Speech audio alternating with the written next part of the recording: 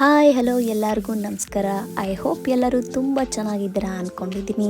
ಇವತ್ತು ನಮ್ಮ ಸೈಡ್ ಮಾಡುವಂಥ ಒಂದು ಸಿಂಪಲ್ ರೆಸಿಪಿನ ನಾನು ನಿಮಗೆ ಹೇಳ್ಕೊಡ್ತೀನಿ. ಇದ್ರ ಹೆಸರು ಬಂದು ಕಿಚಡಿ ಅಂತ.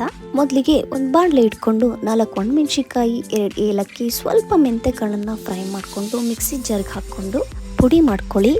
ಪುಡಿ ಆದ ತಕ್ಷಣ ಈ ಥರ ಕಾಣಿಸುತ್ತೆ ನೋಡಿ. ನಾನಿಲ್ಲಿ 3ರಿಂದ 4 ಜನಕ್ಕಾಗೋಷ್ಟು ಮಾತ್ರ ಮಾಡ್ಕೊಂಡಿದ್ದೀನಿ. ನೀವು ಬೇಕಿದ್ರೆ ಜಾಸ್ತಿ ಕ್ವಾಂಟಿಟಿಯಲ್ಲಿ ಮಾಡಿಕೊಂಡು ಮನೇಲಿ ಯಾವಾಗ ಬೇಕಿದ್ರೂ ತಿನ್ಬೋದು. ನೆಕ್ಸ್ಟು ಒಂದು ಕುಕ್ಕರ್ಗೆ ನಾನಿಲ್ಲಿ 1 ಲೋಟ ಅಕ್ಕಿನ ತೊಗೊಂಡಿದ್ದೀನಿ. 1 ಲೋಟ ಅಕ್ಕಿಗೆ ನಾನಿಲ್ಲಿ 3 ಲೋಟ ನೀರನ್ನ ಯೂಸ್ ಮಾಡ್ತಾ ಇದ್ದೀನಿ. ನಂತರ ಅದಕ್ಕೆ ಉಪ್ಪನ್ನು ಆ್ಯಡ್ ಮಾಡ್ತಾ ಇದ್ದೀನಿ. ಉಪ್ಪಾದ ತಕ್ಷಣ ಸ್ವಲ್ಪ ಅರಿಶಿನ ಪುಡಿನ ಹಾಕ್ತಾ ಇದ್ದೀನಿ. ಅರಿಶಿನ ಪುಡಿ ಆದ ತಕ್ಷಣ ಗ್ರೈಂಡ್ ಮಾಡಿ ಇಟ್ಕೊಂಡಿರುವಂತಹ ಪುಡಿನ ಆ್ಯಡ್ ಮಾಡ್ತಾ ಇದ್ದೀನಿ. ಈ ರೆಸಿಪಿನ ಮಹೇಶ್ವರಿ ಹಬ್ಬ ಅಂತ ಅದು ಡಿಸೆಂಬರ್ ತಿಂಗಳಲ್ಲಿ ಪ್ರತಿ ವರ್ಷನೂ ಮಾಡ್ತಾರೆ.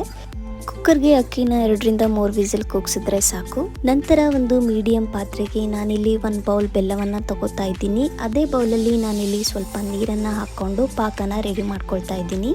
ಇದನ್ನು 10ರಿಂದ 15 ನಿಮಿಷ ಚೆನ್ನಾಗಿ ಕುದಿಸಿದ್ರೆ ಪಾಕ ರೆಡಿಯಾಗಿ ಹೋಗುತ್ತೆ.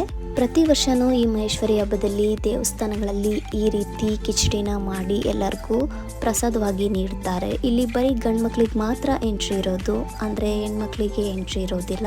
ಹಾಗಾದರೆ ಹೆಣ್ಮಕ್ಳು ಇನ್ನೇನು ಮಾಡೋಕ್ಕಾಗೋದು, ಮನೆಯಲ್ಲೇ ಈ ರೆಸಿಪಿನ ಟ್ರೈ ಮಾಡಿಕೊಂಡು ಮನೆಯಲ್ಲೇ ಮಾಡಿಕೊಂಡು ತಿಂತೀವಿ. ನೋಡಿ ಅಷ್ಟರಲ್ಲಿ ರೈಸ್ ರೆಡಿಯಾಗಿದೆ. ಇದಕ್ಕೆ ಮೇಯ್ನಾಗಿ ಬೇಕಾಗಿರುವಂಥದ್ದು ಬಾಳೆಹಣ್ಣು. ನಿಮ್ಮ ಮನೇಲಿ ತುಂಬಾ ಬಾಳೆಹಣ್ಣಿದ್ರೆ ಯಾವಾಗ ಬೇಕಿದ್ರೂ ಈ ರೆಸಿಪಿನ ತಿನ್ಬೇಕನ್ಸ್ದಾಗೆಲ್ಲ ಮಾಡ್ಕೊಂಡು ತಿನ್ಬೋದು. ಸೊ ಇವಾಗ 3 ರೆಡಿಯಾಗಿದೆ. ಇನ್ನೇನು ಮಾಡೋದು, ಹೊಟ್ಟೆಗೆ ಹಾಕ್ಕೊಂಡು ಚೆನ್ನಾಗಿ ಬ್ಯಾಟಿಂಗ್ ಮಾಡೋದು.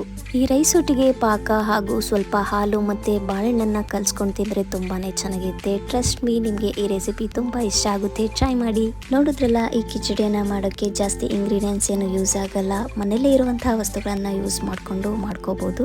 ಹಾಗಿದ್ರೆ ಇನ್ನೂ ಏನು ನೋಡ್ತಾ ಇದ್ದೀರಾ, ಬೇಗ ಹೋಗಿ ಈ ರೆಸಿಪಿನ ಟ್ರೈ ಮಾಡಿ. ಈ ವಿಡಿಯೋ ನಿಮಗೆ ಇಷ್ಟ ಆಗಿದ್ರೆ ಲೈಕ್, ಕಮೆಂಟ್, ಶೇರ್ ಹಾಗೂ ಸಬ್ಸ್ಕ್ರೈಬ್ ಮಾಡಿ.